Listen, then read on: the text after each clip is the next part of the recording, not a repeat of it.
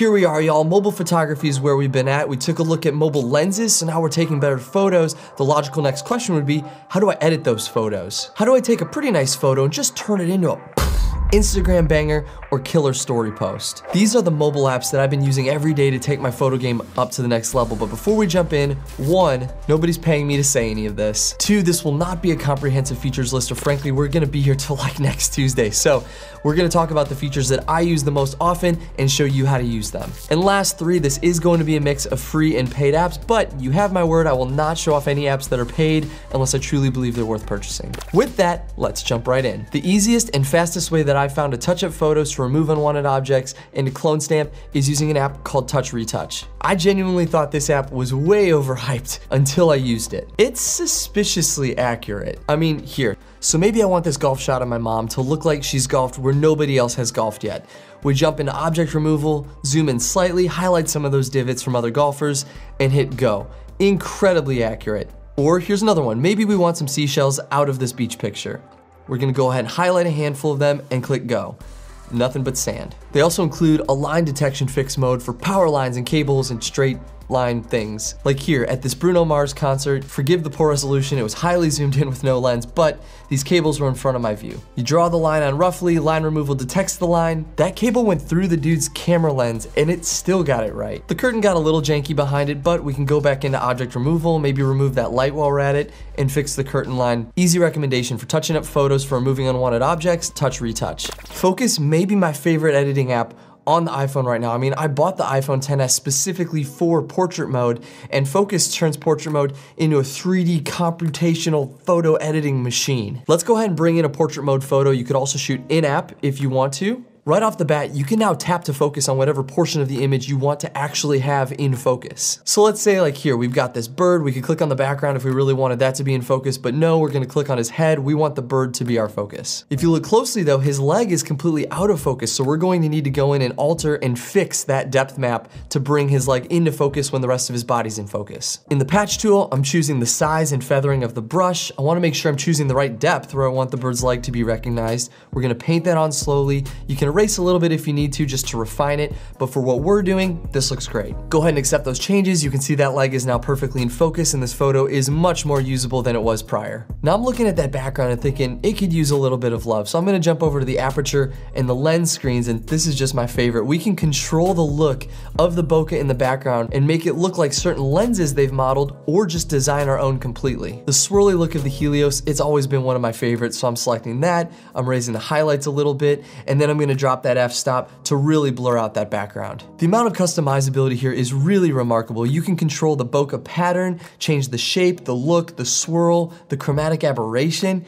You're gonna need to just explore it for yourself. There are so many changes you can make to really fine tune the look of your portrait mode photos. We're now going to use that depth map data to perform selective edits to the photo. So let's look at this big old moose here. In the effects, first you can zoom in and out. You can drag that angle marker to see all the depth mapping and the portion of it that these edits are going to apply to. We're going to make some minor edits first. In this case, I wanna actually bring his nose into focus with the rest of his face. We're gonna tap on front bokeh. We're gonna lower that near depth effect level, and now his whole face is in focus, which for this specific photo, I really like. Next, let's fix the temperature by cooling it down, but I only want to change it in the background. I'm gonna first push the effect up a bit so we can clearly see what all is being affected, and then select where it's applied by moving the near focus slider out of range of what's affected. Now what we adjust is only going to touch that backdrop. So now let's make a selective saturation reduction to the moose by only selecting him, following that same process. We select saturation. I'm gonna push it all the way down so that I can see what's being affected. I'm now going to move the left portion of the slider to eliminate the background from what's being affected, and then alter the saturation to a place that I like. From here, I like the way this looks. I'm going to go ahead and export it and then use the next app we're talking about to really dial in the colors, just because it's so much more versatile than what we have within the Focus app. It's $1 a month or $12 for lifetime access. That's what I ended up doing. I really don't like subscribing to apps like this. Are you kidding me? What makes you think I'm going to spend $12? There is no way I'm paying that. Download, unsubscribe. Yes, it does cost a fair amount, but for me, for the edits I like to make, for the way that I like to edit portrait photos, it makes sense and it's worth the cost of realistically one dinner. I mean, come on. The lens emulation, bokeh effects, depth map editing, and focus select are all what really make it worth the cost in my opinion. And I didn't even touch on 3D lighting and some of the other crazy stuff that this app allows you to do. Adobe Lightroom, it is still my go-to photo app for every single edit that I do on my phone. If you're already in that Adobe world and you already own a subscription to Adobe, cloud syncing of your photos and presets across devices is incredible, especially for pulling mobile photos into your desktop edit workflow and desktop presets to your mobile phone. I'm constantly using my own presets as well as presets from others as starting points for each of my edits. Within the app, for all of your basic and standard light and color edits, you've got all your standards that Adobe's known for: exposure, contrast, temperature, tint, saturation, vibrance. But then you've also got color mix, where you can really dial in the hue, saturation, and luminance for any specific color. You've got curves with RGB breakouts, split toning, clarity, which I use a ton. This is why this is my bread and butter for all my photo editing. Now here you can see the before and after of a photo I took of a friend, and we'll be using this for the next app we talk about as well. I took my basic photo of her, I cropped it to 5x4 for Instagram, and then worked my way through all the basic changes. The magic here really came in two different edits. The first was the color mix changes. I wanted to push all the colors to pink, red, blue, and aqua, so the oranges, yellows, greens, and blues needed to be altered quite a bit to achieve that look. Hue shift those a bit to get the orange and yellow to be more magenta and pink in color, and then blue we needed to shift heavily to aqua, and that's really how I got the colors looking nice. And the second big feature, I used selective editing to only affect certain portions of the photo. Here I wanted to really bring out her eyes, so I painted on my selection and brought them out via a bit of exposure and clarity. I also saw that the background got a little bit nasty due to so much brightening, so I selectively added some contrast to cover it up, but it's not that big of a deal for this specific edit, and you'll see why soon. This photo is now prepped and ready for the next app that I want to show off, but through this edit you can really see how powerful Lightroom is and how much you can do just from your mobile phone. App number 4, Photoshop Mix. Now, if you're staying up on Instagram trends, there is a huge movement right now towards compositing, people creating these elaborate scenes from multiple photos, and guys like Visuals of Julius are kind of leading the way in that. What they're creating is just like Instagram masterpieces, right? But what Photoshop Mix allows you to do is easily add multiple photo layers, edit them, manipulate them, and allows you to create these composite photos. To show this off, I'm gonna bring in that photo that we just edited. We have our main image, but I wanna add some more bokeh, so I pulled in a bokeh image from the internet, I edited the colors in Lightroom to make them match just the feel of the photo a little bit more accurately, and now I'm gonna add those in. So we're gonna add a new layer, I'll pull in the image, and you'll see that it's really not looking great at the moment, but when we change the blend mode to lighten, we now have only the bright portions of the layer, aka the bokeh, showing through, and we can move and resize it as well, make some basic corrections just to get it looking how we want. Adobe found a cool way to build masking into the erase tool to eliminate that need for creating masks. I'm gonna jump into Cut Out, where we can use smart object removal tools which will detect edges via contrast, or simply a manual non-destructive eraser, which is what I'm gonna use in this instance. Just erase as you need to and unerase as you need to, and you'll see kind of a slight shadow of the object where you erase to show that it's actually still existing there, it's just not being shown. So once you click confirm, you'll see that that portion of the object that you erased disappears. One more example, my dad sent me this really cool photo that he took of himself while he was at the White House. It felt really House of Cards-like to me, so I did kind of a House of Cards edit to it. From there, I brought in a House of Cards logo, and I really want to place it kind of behind him. I have it sized in place where I want it. Here, I'm just gonna erase a little bit of that A, so it looks like it's sitting behind him. Super easy, just erase the bottom with the erase tool, click OK. Really cool way to use Photoshop Mix to just spice up your edits. Now this next one's been talked about a little bit more often, but Lens Distortions really has some beautiful photo overlays to represent lens flares, the sun, weather elements. The free version gives you plenty of filters across a number of categories to bring that added interest and that added spice to your photos. In one of my latest Instagram photos, a simple sun and lens flare would give it just a little bit something different, so I'm gonna change the size and the orientation. Super easy. With one simple addition, it changes just the whole feel of the photo. Here's another one. Here's an old Instagram picture of mine. It's actually my most liked picture on Instagram, but I feel like it could actually use some rain. It's already got that moodiness to it, so we're gonna use the rain overlay. I'm just gonna use the first one. We're gonna change the angle a little bit just to make it look like it was kind of windy.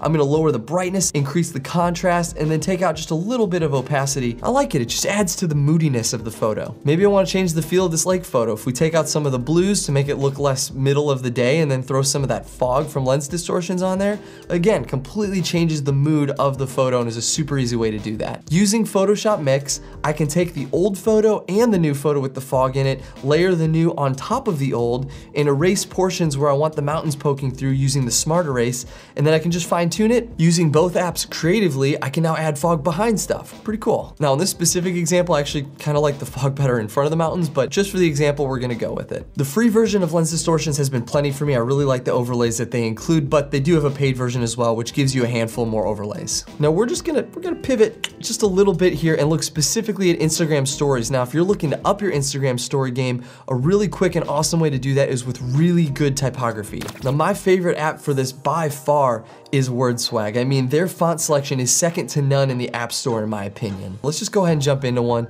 When I bring a photo in, I'm selecting IG Stories as my crop, which sizes it perfectly at 16:9. From there, not only can you pick a style, but each style has seemingly endless renditions of it. You get 5 predetermined options and a randomizer to create new ones for you on the spot. Double tap to edit the text. In this case, I'll say new video dropping next week. We can cycle through a few different options and you can just see how wide of a variety there is. They have more of a graphic design feel than just a font selection, which I really, really like. So I'm digging this look. We can change the color and size of it, and then we can make key photo edits with filters to give it a totally different mood. There's a blur slider, which I actually use a lot, especially when I want to tell my followers that I have a new post up, and I kind of want them to see it, but not really. When you're done, you can save it. You can even add a company logo, and then go directly to your social media with it. And last, if you don't have any great photos, it's linked directly to Pixabay, where you can get some stock photos, plug those in, especially if you just want to deliver a message, throw some text on it. You don't have to have the best photos on hand that you've taken. You can use some stock images. I am all about WordSwag. It is $5 to unlock all the app's features, which feels a little bit pricey for an app focused solely on adding text to your photos, but especially if you're a power user of Instagram stories, this is really a huge upgrade to what Instagram offers and gives you so much versatility, so many options all within one app. Staying in the land of Instagram stories and just creating these beautiful, like, advertisement grade Instagram stories, Unfold is gaining a ton of popularity right now. The app itself is free and provides one minimal style template pack for free, which does include enough variety really just to make the free version worth it, but then they give you previews of the other packs, and for $1 or $2, you can buy each of them a la carte based on which ones you like. I personally bought the ripped paper pack, which gives you these torn paper style templates. Text can of course be altered by font, size, color, but also tracking and line spacing, which you don't really see all that often. They're also linked directly to Unsplash for royalty-free stock photos if you want to add those just to spice up your posts a little bit more. Like this photo of my buddy Jameson, I'm gonna add an urban feeling photo behind him. Not really feeling that, but let's go ahead and try a different one. Okay, yeah, I can dig this one. Yeah, that's pretty cool. We're gonna add some handwritten text on top of that. Maybe it says something like urban exploration. And then I might even add a second line of text just to put in something about Jameson. And that's it. After like 2 minutes, a quick search on Unsplash, I was able to come up with a really cool Instagram story design. All this said, each template is only partially alterable. Like here in this coffee example, I'd really like to shrink the middle white box a little bit, but generally, I actually like this rigidity. Sometimes these apps just give you too much flexibility and it can feel almost a little bit unwieldy when you're in the editing process. The simplicity and beauty of this app are truly why I like it so much. The font selection, it is a bit limited though. Of all the packs they offer, the font pack is the one that I kind of look at and think, you might have been a little stingy here, guys. I think you should have just given us that one for free. To account for this, what I like to do is I'll actually sometimes delete the text that they have built into the template.